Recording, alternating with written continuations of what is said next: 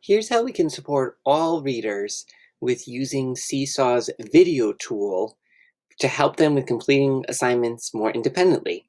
So here I'm going to use the video feature that is built into Seesaw. I'm going to click on the camera and then click video. And then I'm going to do a video of me showing what the kids are going to do with their dry erase board. And then in this video, I will skip over the lesson part.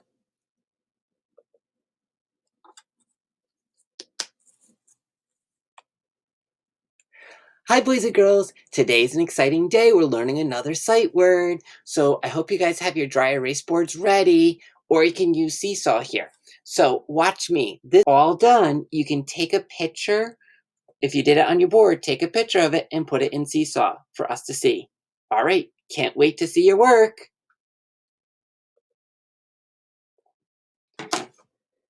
All right. And now, when you're all done, click the done button. And you have 5 minutes. Your video can be no longer than 5 minutes if you're using the Seesaw thing. And then you can resize it to put it in the corner.